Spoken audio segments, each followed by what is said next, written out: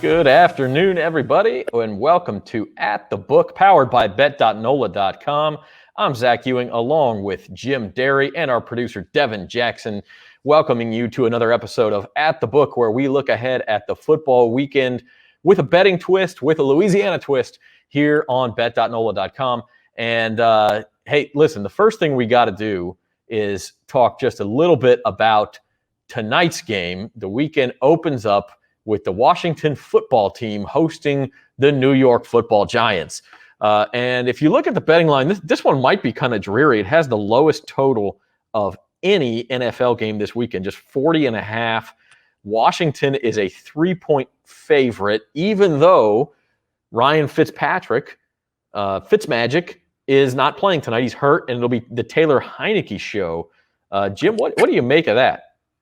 Well, I originally liked the Giants going in, but then yesterday there's news of a possible injury to Saquon Barkley and his status, and I think that is a bigger effect on the game than Fitzmagic. So we saw Heineke play well last year in the Bucs game in the playoffs, and let's see what he can do. But this is a no play for me. If I had to play it, I would probably take the Redskins at -3. And a weird thing is usually when an under is that low, the under hits more often than not. So there's a reason it's that low. You slipped up, by the way. They're the football team. That won't be the last time, I'm sure. Oh, I'm sorry. That's okay. Well, it won't be the last time I do that. Yeah, it happens.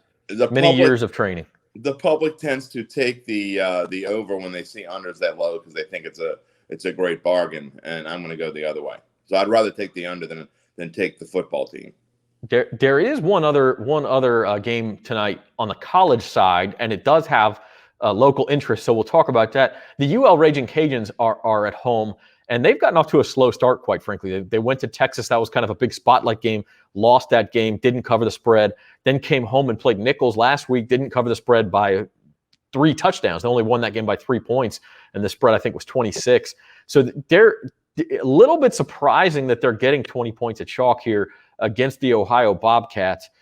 Total of 57, which means Vegas is expecting something in the neighborhood of, 38-18, something like that. I'd be a little nervous maybe laying that many points, but at the same time, Ohio's looked awful so far. They lost to Syracuse, who has been very bad the last couple of years. And then they actually lost as, I think, 31 or 32-point favorites last week to Duquesne. So do y'all have any thoughts on that one? I kind of feel like the play might be the Raging Cajuns here. I'm a little nervous about that many points with the way they've gone, though. Yeah, I think Thursday night games can go either way in terms of, little preparation. It's going to be a lot of sloppy football, but I think I would take the Raging Cajun here tonight, just to cover the spread. I think they're going to come out a little bit more inspired. They barely got past Nicholls State over the weekend, so I think they'll have something to prove and want to look much better in front of their home crowd. And by the way, we're going to get producer Devin's take on the Thursday night NFL game as well in our Big Bucks game, because it's one of his picks this week as we look back at how we did last week and what we're going to do this week in Big Bucks. But first, I want to get to the newest segment of Cashin' In with Carville. That's our pick'em game where you pick against James Carville. If you beat him, there are prizes at the end of every month, and then at the end of the season, there are the grand prizes. So you can log on to bet.nola.com. Click the link for Cashin' In with Carville. The other link is NOLA.com/cashin-in. So either way, you can get there and pick against James Carville. We've got 8 games this week, including LSU and the Saints. Remember the way it works. James doesn't pick against LSU or the Saints. He's always going to pick them. So if you want to get ahead of him, you can fade the local teams if you want. But having said that, here is the Week 2 segment of Cashin' In with Carville.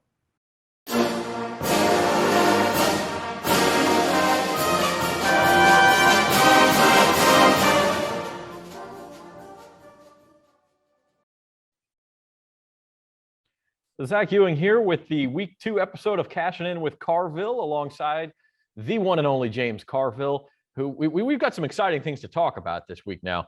5-1 last week against the spread. That's not going to happen every week. Heck, we might go 6-0, James. I don't know. How did you do it? 5-1 right off the bat. I live in Louisiana as long as I have contacts. And my man T-Boy Latchley lives on a houseboat deep in the Chapel Eye Basin. And the man's got an algorithm. That's all I can tell you. And he don't talk to anybody. I knew him when I went to high school in Downsville, Louisiana, and T-Boy's in his mid-70s now. But all he does is fish and handicap. And then, he's in his mid-70s. He's got to pass down the algorithm. I mean, that's he's got a son. He might give it to him. I'd rather have T-Boy's algorithm than $100,000. I'll tell you that. That's right. Otherwise, it'll be left with the Gators in the basin there. Latchley knows what he's talking about. The other thing to be excited about would be the New Orleans Saints, who looked like world beaters against the Packers last week. What do you think about that? I couldn't believe I was watching. It was a near perfect football game. I mean, literally, you'd had the feeling by the third quarter like you were watching LSU in 2019. Third down, you didn't worry about it. It was amazing. In the defense, holy moly. I mean, let's wait and see. But we thought, and all of us thought, that Green Bay, and for good reason, they won an NFC playoff game 2 years in a row prior to this season. We had more, obviously because of the storm and everything, more Packers fans were there. And I got to tell you, it was one of the most impressive performances I've ever seen by a professional football team. Now, if it turns out that Green Bay goes 4-13, and we'll say, well, but I don't think that's going to happen. I mean, Aaron Rodgers, it looked like I could have played quarterback. I mean, good. You don't want to overreact to 1 week, but they looked as good as you can look in 1 week. And it is true. And I mean, we'll see. I don't think Carolina's not that good. We're only a 3-point favorite. It's not. People are not jumping all over us. I think there's a wait and see attitude, which I'm sure Coach Payton likes. The Saints are in a good spot. Before we get to the picks, quick thoughts on LSU. They had sort of their throwaway game against McNeese last weekend, took care of business. Central Michigan coming in this weekend before you get into the SEC slate. It could be a little bit of a trap for the Tigers. I think people sleep a little bit on CMU. What bothers me is their offensive line. The over-under on total rushing yards against Alabama might be 25. Okay? That's a main thing that you got to fix. If you can't block, I don't know, man. They call it blocking and tackling. They even put blocking ahead of tackling. I mean, that's just the most fundamental thing in football. And maybe there's a glitch. Maybe there's something, and usually in defense, you can change the scheme around. There's not much you can do with your front five. Ed Orgeron needs to figure it out for his own sake. He really does. I hope he does. I like Coach Orgeron. He's a great guy. He's a Louisiana guy. But, man, this is a win. And you win here, you go somewhere else. And that's just the way it's going to be. And I think anybody that takes this job understands the terms upon which you take it. It's one of the most lucrative head coaching jobs in all of college football. So we'll see. No doubt about it. Speaking of winning and being lucrative, let's get into week 2 picks. Again, the rules of engagement here. Mr. Carville does not pick LSU or the Saints per se. Those are games you're free to pick against LSU or the Saints. He's not going to do it. So that's how we go. If you can beat Carville, which was difficult last week because he was 5-1, then you can win some monthly prizes or some season-long prizes. So go easy on the people this week. Let's get started with some college picks. Nebraska at Oklahoma. The hometown Sooners are laying 22 points here. I take the road team. I was in law school in 1971. Of course, the game was in late November, which was in the middle of the exams. I watched that entire game. It was one of the best football. Johnny Rogers ran the punt back or kickoff back or whatever. I mean, that was one of the best games I've ever seen in my life. Used to be a classic every year. Oh, epic. Yeah, but 22 points is a lot. And so we're going to go with Nebraska. All right. And next, let me just give you a caveat on the 5-1. That is not a permanent condition. So don't act like it is. If you can go 5-1 every week, we'll quit our job and just go live in Vegas. Yeah. All right. But next we got Alabama goes to Florida. Alabama goes to Florida. The biggest spread ever for a top 15 team at home. The Gators the Gators are getting 14.5 points. Alabama. It's a bad business to bet against Nick Saban. So yeah, James Carville swallows hard and takes Alabama minus. Yeah. And then finally, the nightcap, real good game here. Auburn at Penn State. Penn State is -6. I think Penn State's pretty good. I mean, they went to Wisconsin. That's a tough place to win. And I spent a lot of time in Pennsylvania, and that they got a real home field advantage there. So I'm going to go with Penn State. The White Apple, yeah, -6 points. It'll be tough for Auburn to go up there and win. Moving on to the NFL, in the early window, we have the 49ers who, by the way, you talk about your bad beats. If you had 49ers -9 last week, they gave up 16 points the last 2 minutes of the game, and the Lions only lose by 8. Right. But now they're back on the road, back in the Eastern time zone, laying 3.5 in Philadelphia, who had a big win themselves last week. Where are you going here? 49ers. Philadelphia's not that good. That might have been fool's gold for week 1 for Philly. So 49ers -3.5 is the pick. Moving on to the afternoon session, Titans at Seahawks up in Seattle, and the Seahawks are laying 5.5. I'll take the road. I'll take the Titans, Titans with the points. They need to bounce back. We need it, yeah. And I got that running back they got was like off the charts. Derrick Henry. Speaking of Alabama, right? I mean, the guy is a man among men. And he might be the best running back in the league. And he'll have to get uncorked there for sure. And then on Sunday Night Football, our final game will be Chiefs. They're -3.5 in Baltimore. I take the Chiefs. We won with the Raiders against the Ravens. I mean, it was dicey. Let's put it that way. But you couldn't beat the Raiders. And there's some doubt. Baltimore was perceived to be an elite team. I'm not sure they are. Maybe they might prove me wrong, and I'll be eating my words. But we know the Chiefs are good. Baltimore has injury upon injury too. Yeah, they're pretty banged up. And the other I like is West Virginia's at home against Virginia Tech. I take West Virginia. That's an interesting one because a lot of the computer models say Tech, but the sharp money seems to be going in on West Virginia. So you following the money there?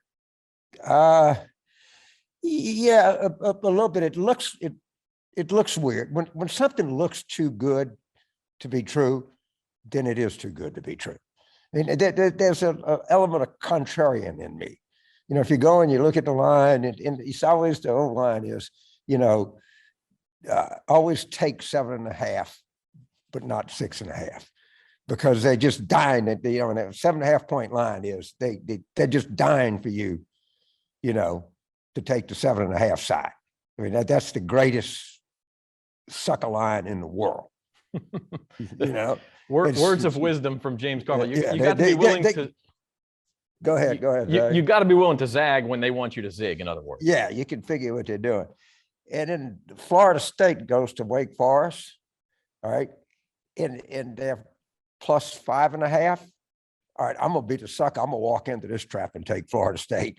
I mean, I couldn't get the word Wake Forest out of my mouth. I got to say that was one of my picks this week too. I like Florida State. I think they're undervalued. It's an overreaction. They had a hell of a game against Notre Dame. I watched that game. That's one of the best college football games I've seen. And of course, they got caught sleeping with Jacksonville State.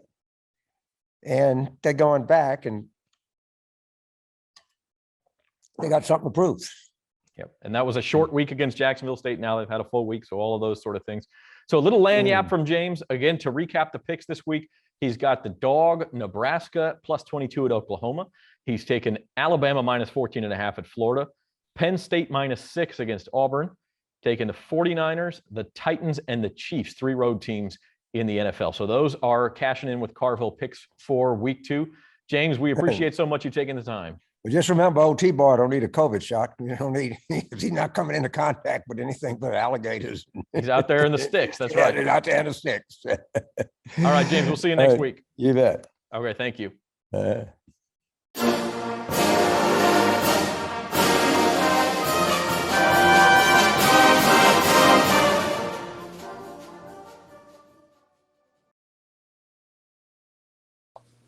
All right, so that was cashing in with Carville for week 2. Man, fantastic stuff. He's talking about his bookie down in the Atchafalaya Basin, and he's talking about Coach O, and then he's talking about how he you can't bet on teams that are -7.5 because that's just the house, or bet against teams that are -7.5. That's just the house asking you to give them money. And I listen, the man is in his element when he's talking about sports betting. Well, he sure is, but he's also in his element just in the entertainment field. So, God love him. And you maybe ought to just take the Saints and LSU every week, because I can't keep losing ground to James Carville. I mean, he was right last week. Well, he was right with the Saints, but maybe we ought to just take the Saints and LSU. We don't want to give this guy any advantage. He's talking about the house. Maybe he's the house here. Maybe he is. Even if he's got a guy with an algorithm out in the bayou, maybe talking to alligators and stuff. Maybe that's what he's. Hey, but he even with the auto loss for LSU, he auto picked LSU and that didn't cover. He auto picked the Saints. They did cover. So that was 1-1. He was 5-1 in the picks he made. So he's tied with a couple other people. I think it's 6-2. There's nobody who went better than him last week. I need to look at the standings again, but I don't believe anybody went 7-1. Or 8-0 against the spread. Zach, maybe he's getting advice from the Chudum guy. Yeah, there you go. Chudum. Maybe that's who it is. I mean, somebody's got to be helping him, right? Hey, he's been around a long time. The man knows what he's talking about. Let's look real quick. The Saints this weekend are going to play the Carolina Panthers, and they had such a brilliant start last weekend. Let's take a look at that game real quick. That game's at noon on Sunday on Fox, and the Saints were. You could look at this line preseason, and the Saints were like 2.5 point favorites. So the line only moved a point from there, maybe 1.5 points, but it did move over the key number of 3 based on their performance last week. Jim, what do you make of that? I think that's a key number. And, I had some haters getting on me last week because obviously I was incorrect about the final outcome of who would win straight up. I was correct in that the Saints would cover. Throughout the years, I do not like, and it doesn't matter who it is, I do not bet on road favorites in division games. About 75 to 80% of the time over the past decade, a home dog in a division game covers. Whether they win is a different story or not. I think this is a close game, first of all. So I'm going to take Carolina here, and actually it's one of my better plays. But I do think the Saints will win, but it wouldn't surprise me if they lose. I think it's going to be really tight. After all the travel that they've gone through the past few weeks, going back on the road, you got to go from Jacksonville back to Dallas, back to Carolina. We don't know what's going on this week, whether they're going to be able to practice at home as we take this. And it's a lot. And all the energy that they expended last week, I'm going to take the Panthers here. And it wouldn't surprise me at all if the Panthers won straight up. We've talked last week, Zach, about the week 2 woes for the Saints the past few years. And I talk about it extensively in my column this week. This week scares me a little bit. As well as they played last week, it scares me. It is a big time letdown spot. As well as the Saints played, you've got to worry a little bit about, like you said, the travel effects, just the energy, both physical energy and emotional energy, right? Like, I mean, it was one thing to be keyed up for that game last week when everybody's doubting you and you know you're going to have to play in Jacksonville, and you get over that, and full credit to them. But now, can you do it again? Can you do it again against a team that you're supposed to beat? Devin, where are you thinking on this? Yeah, I think this will be a close game as well. Historically speaking, I mean, Carolina has always the Saints tough, especially in that first matchup. So I think they'll kind of hold true in this one. I would pick Carolina to cover in this one, but I think the Saints will be able to pull out a win. I think it's going to be one of those games that, both teams kind of struggle, I think, early on offensively. Both of these teams have pretty solid defenses. Obviously, I think the Saints have a little bit better defense than Carolina, but Carolina is a kind of a young team that's, kind of looking for a signature win earlier in the season. Obviously, they played the Jets last week, so it's not exactly the biggest competition. But in terms of, what they bring to the table, kind of the history between the two teams, they typically play the game pretty close the first time around. So I expect this one to be a close battle. Saints on the road again. So, they've had their up and down shares on the road, especially in Carolina. But I think the Saints ultimately pull out the win, though. Yeah, I don't think I'd play this game, but I am leaning Panthers. One thing I'll say is that for our pick'em contest for Cashin with Carville, when we pulled the line, it was still Saints -3, and that was earlier in the week. It's now 3.5, and there's a big difference there to me. I would feel a lot more comfortable with Panthers plus 3.5. That 3-point, we talk about it being a key number. This just feels like a game that could be right there, tied at the end. Somebody's trying to field goal. I mean, remember, even the Panthers struggled last year. They came to the Dome and had I think it was like a 60-yard field goal by Joey Sly to win the game against the Saints, and it came up just short. And obviously, no fans, or limited fans. But this is not a gimme for the Saints by any stretch of the imagination. No, and Zach, one real quick, if you do like the Saints here, get it now, because it's not going to go back to 3. It's only going to go up. I mean, people are going to be betting on the Saints. This is a perfect public reaction to Week 1 game. I bet by game time it's 4 or 4.5. And 4 is another key number, so that's good advice. Let's take a look at our Week 1 Big Bucks results. No, let's not. We're gonna pick that Band-Aid one more time. We're not gonna look at every game, but the best bet for listen, Devin smoked us this first week, and this is how hard sports betting is, guys. Devin smoked us. He was only up $24 from his $2,000 to start with. So his best bet was Carolina over the Jets, which that was almost a Jets backdoor cover. He barely snuck that out, especially earlier in the week. That number was 6, and so that was another one where if you got the Jets early in the week, you covered. And there are sharp bettors out there who will get Jets +6, come back later in the week, get Carolina -4, and they were real happy because it ended up a 5-point game. The one that didn't help Devin from having a real big week, he thought Penn State starts slow and not cover against Ball State, but the Nittany Lions were on their game last week. Jim, your best bet was Houston over Jacksonville, quite frankly, because that was the only one that won. Really? Do we have to do that? We did have to do that. I got my tail between my legs as far as it can go now.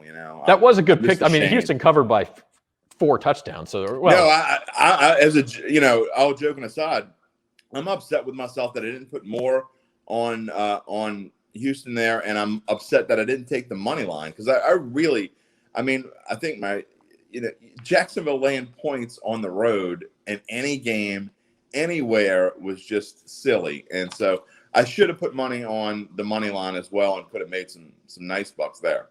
And we all know about that Monday night game. I had the Raiders in that game. Yeah. I had them at 4.5, and I was sure could be that when they kicked the field goal to tie the game, that's where, as a bettor, right? I'm hoping the Raiders missed that field goal because, hey, 3-point loss, I'm golden. Now it goes to overtime. I was sure could be, especially after that crazy sequence where Carr ends up throwing an interception off of somebody's face mask in the end zone. Like, the Ravens are going to come down and score here and kill my +4.5, because that's the way things go. But they got it done, and it worked for me, didn't work for you. My picks, we all liked Iowa over Iowa State. That was a weird game where the public and the sharps were all on Iowa. The books didn't move the line, and then Iowa won outright. I couldn't figure that out. Usually the books don't get taken to the cleaners like that, but they did. That's one of the weirdest ones I've ever, and I'm not just saying in the last year or so. That line made no sense, and everyone's reaction to it didn't change it. So either someone thought they knew something that they didn't know, but you're right. The public and the sharps were on Iowa, and it never moved, and Iowa proved this right. So I was, even though I bet it and I was on Iowa, I was sure that I was going to be wrong, but I could not take Iowa there. They should have been a 4.5-point favorite, I thought. Yeah, I don't understand that one in the least. Iowa needed turnovers to win that game, but we all knew they were going to get turnovers. So right. I don't, that was, to me, that was baked into the handicap. Let's take a look at our Week 2 best bets before we move on to our full picks. And we also need to talk about LSU just a little bit, but our best bets for Week 2. Devin, we're going to start with you, and you're going back to a MAC Big Ten game. This is the area, the part of the country where Devin comes from, and he understands a lot of these teams probably better than we do. And we talk about the Hawkeyes. He's fading the Hawkeyes, taking Kent State with 23 points. Yeah, Iowa's offense, it just doesn't provide any explosive plays, really. And I know they're going up against a MAC opponent in Kent State, but Kent State was able to stay within for most of the game, at least within a couple of touchdowns of Texas A&M a couple of weeks ago. So I look at this game. I know Iowa has a great defense, but I just don't see them beating Kent State by 23 points. I think this is one of those games that Kent State kind of hangs around for a couple quarters, and they end up maybe, well, at least in the ideal world, to lose by 21. 21 points just because of, Iowa starts to pull away. But I just think in this game, you got to take Kent State in this matchup because of Iowa's lack of explosive offense. Plus, they like to sit on the ball too. So it's not going to be a lot of drives for them to score anyway. It definitely feels like a game that could finish 23-7 or something like that. Now, you're going to have to avoid those turnovers, though. That's going to be the big deal there. Jim, you're taking the Cowboys at the Chargers, and we'll see on my picks when we go to my full picks. I actually took LA here thinking there was a little bit of an overreaction to Dallas keeping it close against Tampa Bay, but you're going to take them with the points on the road. The hook here may be key too. Actually, for me, no. I'm actually going to probably bet the money line as well as the spread. I like Dallas straight up in this matchup, and it goes more in my season rankings. I think Dallas is the clear best team in the NFC East. I thought that coming into the season, as long as Dak stays healthy. And meanwhile, I think the Chargers are a bit overrated. I know they were able to go into Washington and win that game last week. They did so. Again, they had the change of quarterback for the football team. Look, I think the Cowboys are a 10-win type of team this year. They showed it last week, going to the Super Bowl champions, hanging tough, having a chance, putting themselves in a position to even have a chance at the end. The line was 9, and they lost by 2. So I think Dallas, for some reason, is underrated, which is very unusual. So get them at a bargain while you can, and I think this is a great bargain. And I really do like the money line, which I think is going to be somewhere in the neighborhood of plus 170. Yeah, it's interesting because both teams were on the East Coast last week, but Dallas has the extra rest too. So there's a factor there. And maybe you're making me doubt my pick here because the Cowboys maybe people overreacted to them playing well on Thursday night, but then there may be some overreaction to the Chargers beating Washington as well. My best bet of the week, back to the college game, Stanford, a 12-point favorite on the road, and I know this breaks every rule in the book to take a road favorite of double digits, especially because Stanford is nobody's idea of an overpowering college force. But they did go on the road and beat USC last week. And this is more based on the fact that Vanderbilt might be the worst SEC team in the history of the league. I'm sorry, they're no good. I apologize to the Vanderbilt fans out there, but you probably already know this. They did beat Colorado State last week, but Colorado State's no good either. They lost to an FCS team. Vanderbilt is going to be just treated rudely here by their guests. Stanford's got a new quarterback. They played him against USC. He looked great. Vandy can't score. They can't stop anybody. I'm sorry, 12 points not enough. And so that is my best bet of the week. Sticking with the college game, guys, LSU has an interesting one this week. They beat McNeese last week. Central Michigan comes into town. And this was a game that opened, I believe, at 20.5, and the line quickly adjusted down to 20 and now 19.5. The Chippewas are not a bad team. They played Robert Morris last week. Okay, I know you can't glean anything from that, but if you can glean anything, they completely physically dominated Robert Morris on the lines, only allowed him, I want to say it was 13 rushing yards. It was 109, maybe it was 23 rushing yards, 86 passing yards, 109 total yards. Combine that with LSU's offensive line problems, and I just don't feel great about LSU winning a blowout here. I don't know that anybody can feel great about LSU blowing anybody out. I hate going with the public here. I really do. But obviously, and I don't know about the local public. The local public might, because they don't know anything about Central Michigan, they might be on the Tigers here. But I really like Central Michigan here. And not only do I think 19.5 is too much, but I think this is a single-digit type victory for LSU. And I think it's in the line of a 30-23 kind of game. This is a game that I'm not sure why LSU would schedule a Central Michigan. You have nothing to win here. I mean, you can get a win, sure, but it's not going to be an easy victory. It's the same reason why back in the day when I was at UNO and Tim Floyd was there, no one would schedule UNO. And they played Arizona really, really tight one game, and Lute Olson said, "I'll never play them again." And so this may be an example where Coach O and LSU says, "We'll never play Central Michigan again." I don't like the spread at all. I would definitely take the Chippewas here. A couple of notes here, and I'm going to let Devin talk about Central Michigan because he is a MAC expert. But Jim McElwain is the coach, former Florida coach. Everybody remembers the photo with the shark and everything. I mean, this is the same Jim McElwain. So they have a veteran coach who knows the SEC, who's played in Death Valley before. So that could work into their favor. Now the players haven't, and maybe you get a rude awakening when you step into a Saturday night in Tiger Stadium. But this team is no slouch. They could win the MAC. I'll let Devin speak to that, but they played Missouri in their first game. They lost the game 34-24, but actually outgained Missouri by, it was close by 10 or 15 yards, but just played them straight up pretty well. I think they had a few turnovers that ended up costing them in that game, but they played Missouri toe-to-toe. Is LSU that much better than Missouri? They probably are, but they lost at Missouri last year. I don't know that anybody trusts LSU right now. But I'm going to let Devin. What else can you tell us about Central Michigan?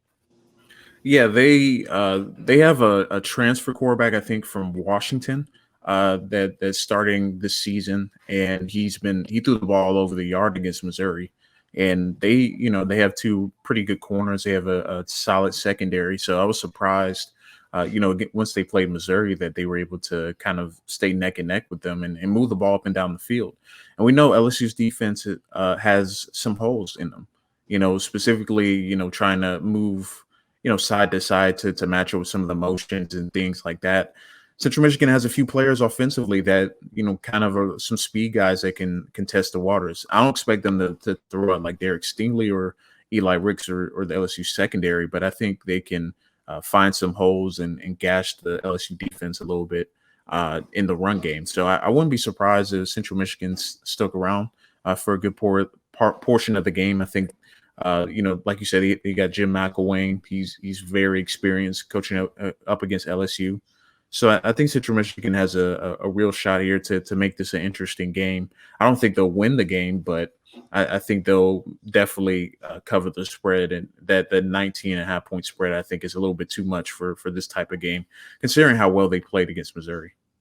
Guys, I got to admit, it worries every bone in my body when we agree on everything. I was thinking now we're really in trouble because I was thinking the exact same thing. We agreed on the Saints. We thought, that 3 is going to be real close, and now we agree on LSU and Central Michigan. There's got to be something wrong with us. But the good news is it's time for Big Bucks, and on Big Bucks, I think we do have some games, where we disagree on this stuff, and so it'll be real interesting. We got Devin's picks up first. And we talked about Kent State and Iowa. That's his big money game for $55. Devin has turned $2,000 into 2024. So look out. Devin, what you buying with all that extra money? Well, another college game that kind of caught my eye in terms of the line is Fresno State 11.5 against UCLA. They just played Oregon pretty closely a few weeks ago. Within a touchdown, yeah. So I'm thinking, I know UCLA is a little bit more physical, a little bit more dominant in their wins, but I would think, Fresno State can cover that spread and keep it within at least 10 points, I would say. I don't expect them to win the game or make it that close, but I think they can. Their offense is good enough to stick around. And then the NFL game tonight, I like the Giants against Washington tonight. I think Washington is on a short week. They have a new quarterback. He really hasn't taken, first snaps, in practice and kind of building a chemistry. And I just feel like this is kind of a must-win game for the Giants. And it's early in the season to say that, but I think they have to win this game to really build confidence and believe that they can compete in NFC East. I know how good the Cowboys looked against the Bucks, but I like the Giants defense. I think they're going to make it difficult for Washington, and I think they're going to force a few turnovers and ultimately get the win. So I'd like them tonight against the Giants. And then the last one, I like Tennessee against Seattle. I think the week 1 admiration, obviously Tennessee looked really bad. The Seahawks look really good, but I think Tennessee is going to bounce back in a big way and make the game really close against Seattle. And maybe even win the game. I think that's how close this game will be between the Titans and Seahawks. But those are some of the the games that I thought, for sure that I'd take a look at and put something down on. Devin hoping that dogs bark, man. He's got 7 underdogs there out of his 8 picks. So if the dogs are barking this weekend, that number is going to go up for Devin Jackson. I will say I heard a stat about Daniel Jones, the Giants quarterback. He's got like 10 wins in 2 years in his career or something like that. He's 4-0 against Washington. So like half of his wins in his career have come against the Washington football team. And maybe I don't know if that's just a coincidence or if there's a trend there worth following. But that is the play there for Devin tonight is Giants +3. Let's move on and we'll do Jim's picks, and Jim's got some catching up to do. But by the way, just to explain real quick, Jim, before you get into this, the reason we have 55, 33, 22, 44 listed is those are -110 bets for those who don't know how it typically works. And so if you're betting -110, the house is going to take 10% of your winnings. And so we're betting 44 with the thought that if we win, we can add 40. And so that's instead of if you bet 40, it becomes a fraction. You get 37-18 or whatever you end up getting. You end up with pennies. And so you bet 44 to win 40, 33 to win 30, et cetera, et cetera. And we consider each one of those a unit. So if you're real confident, you'll bet 5 units, and that's $55. If you're not too confident, you might only bet 1 or 2 units, and that's your $22 bets. So having said that, Jim, we talked about your top pick, the Cowboys. What else you like on this weekend's board? When you talk about pennies, that's what I'm going to have left at the end of the season if I don't start getting my stuff together. Maybe you can make a lot of money by taking the opposite here. No, we talked about Dallas already. I really like the New England under. We talked in my column a little bit about over and unders. I did really well on over and unders last week. I think it was 11-5 overall. The low unders, if you look at last week, a lot of the low unders hit. A lot of the high overs hit. So, and that's because the public tends to see numbers. And when they see these numbers, they like to jump on, 42, that's way too low. I'm going to jump on that. 43, way too low. 52, way too high in an NFL game. I'm going to jump on the under there. And look, I was a victim of it in the Kansas City Cleveland game. I took the under in that because I thought 54.5 was too high, and I was wrong. So, and then also Vegas really knows how to set an over-under. Last week, the average score in a game was 48. The average over-under combined was 47.3. So they were right on the mark, as they usually are. But if you talk about this week, I'm just going to pick out 1 or 2. I really do like the New England under, as I said. Green Bay, I think, has a huge bounce back against Detroit. I had all these texts about Aaron Rodgers of is something wrong with him. He's just fine. RELAX, he'll be just fine. And then in the college game, Alabama, I think I'm just going to do this the rest of the year, Zach. If Alabama is 3 touchdowns or less favorite, I'm just going to take the Crimson Tide. They're going to Florida. They look like the Alabama of the last 10 years, and why not? So I think they win big. I mean, I didn't see anything in Florida that I really liked last week against South Florida. They got a new quarterback as well. And he made some interesting throws there later in the game when Florida was up pretty good. So I'm going to take the Crimson Tide. I think they win by 3 or 4 touchdowns here. Yeah, and that's an interesting one because this is another little nugget I heard. Florida is the biggest home underdog for a top 15 team ever. No top 15 team has ever been more than a 2-touchdown underdog at home in the history of college football betting. So wasn't LSU in the top 15 early in the season last year when they lost to Mississippi State? No, but they wouldn't have been a 2-touchdown. No, I know. Yeah. That's what I'm saying. So rankings don't mean all that much to me. No, they don't. They absolutely don't. But it is interesting to see, and yet the money still pours in on Alabama to the point where you've seen some 15s in this game. So that's a very interesting one to keep an eye on. I mean, is the Saban machine so indestructible that they can just cover any of these double-digit spreads that we would worry about with literally any other team? And I don't know the answer to that, but I guess we'll find out. And Jim's betting on the Crimson Tide. Okay, my big bucks picks for the week, and again, I guess I'm the degenerate. I do like to spread it around. grind out bets a little bit, spread the risk around, and you can see how much good it did me. I made $3 last week, so what can you guys say to that? It's better than me. Winning money is always better than losing correct. money, even when it's $3. That is the truth of gambling right there. Just to pick out a couple, I talked about Stanford. There's a lot of college lines I like here. I'm taking a couple of big favorites because I just think that the teams they're playing are not very good with Michigan and Texas A&M. But the other interesting one here is Florida State, and we heard James Carville talk about this one too. I only got it at 5. It was 5.5 or 6 earlier in the week. That's an extreme overreaction. I mean, you have to remember Florida State took Notre Dame to overtime on Labor Day night, and maybe Notre Dame is not a top 10 team. Yes, they did. They did almost lose to Toledo, but both of those teams were on short rest. They both played Monday, had to turn around, play Saturday in a different location. So that was part of that for me. And now that Florida State's had a full week, nobody believes in them. Preseason, this line would have been maybe a pick, maybe even Florida State -2 or 3. There's extreme value here on the Seminoles plus 5 points. And so I like that one. I actually wish I had put a little bit more on it.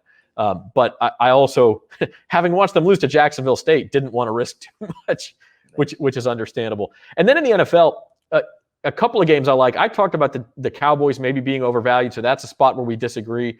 Them going out to LA, we'll see how that goes. I agree with Jim on the Packers. And then one that I kind of added late, another one where I'm trying to play against the overreactions. The Bears, yes, they were on Sunday Night Football. Yes, the Rams beat them up good. But again, the Rams might be the best team in the NFL. They're certainly in the running for the best team in the NFC. And the Bengals, yeah, they beat the Vikings, but do we really like the Vikings so much? Now they're going on the road, and you've only got to win by a field goal here if you're the Bears. I think Justin Fields gets a few more snaps, and I think the Bears come through and cover that spread. So those are my big bucks picks. You can also find our bets on the Carville Pick'em games in Friday's edition of The Advocate and Times-Picayune, and anytime on bet.NOLA.com. We're super excited for week 2. Again, you can enter the Cashin in with Carville contest, play against James Carville, play against us, bet.NOLA.com. Figure out if you can win some prizes for the month of September, or stay in the running all year long and win some cash prizes and other things, including a catered crawfish boil. We got awesome prizes for the end of the year. So play along with us at bet.NOLA.com. Any final thoughts that we didn't talk about? Devin, I'm going to go to you first. What are you most looking forward to here, week 2 of NFL, week 3 of college football? I think, there's going to be some games or some teams in NFL that people kind of overlook after week 1. So it'll be interesting. I'm really excited about the Kansas City-Baltimore game to see how that kind of works out and see if the Ravens can bounce back because we know that they've struggled against Patrick Mahomes over the last few seasons. So that's a game that not from a sports betting perspective per se, more as a fan. But I'm also interested to see like the Texas A&M game. I was a little bit worried about them covering because their starting quarterback is still hurt. As well. So I am a little bit worried about that game and how their offense looked against Colorado with the backup quarterback. So that's a game that I'll be watching too from a betting perspective to see if Texas A&M will cover or not. I think it was 29-point spread. But those are some things I'm looking forward to this weekend. Yeah, listen, all week this week, you've got to fight those overreactions, decide which ones are appropriate reactions, and decide which ones where the line's gone too far. Jim, how about your thoughts?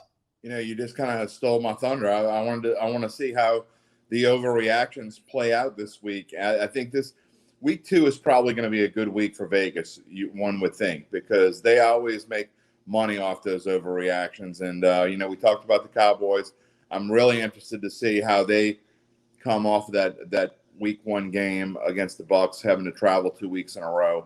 I'm really interested in the Panthers, and we never talked about them, and frankly, a lot of people in New Orleans don't want to hear about them. But Atlanta, I don't get this team with all this talent. I don't understand how they played so poorly against a team I don't think is very good last week in Philadelphia.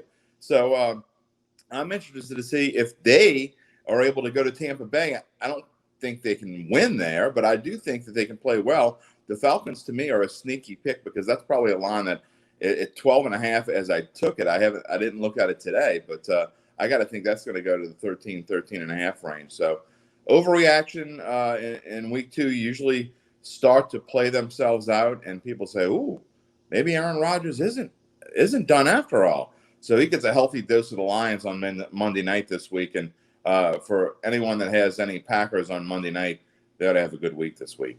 Yeah, this is the fun part now that you get to sort of see how lines move from week to week and how teams play. And okay, was that real or was that inflated by turnovers, inflated by luck, inflated by other stuff?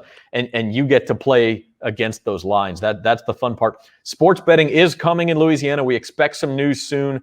One last thought: underdogs were 9-7 straight up in the NFL in Week 1. Not against the spread. I think they were 12-4 against the spread. 9-7 straight up.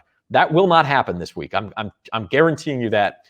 The favorites will have their day this week in the NFL and college football too. It was a good day for the underdogs. Oregon beat Ohio State. Florida State lost to Jacksonville State. USC lost to Stanford. I think we might see some more chalk this week just as things swing back the other way. But the best part is we get to find out in a couple of days. This has been At the Book at bet.nola.com. He's Devin Jackson. He's Jim Derry. I'm pointing the wrong way because we're on a screen. That's Devin Jackson. That's Jim Derry.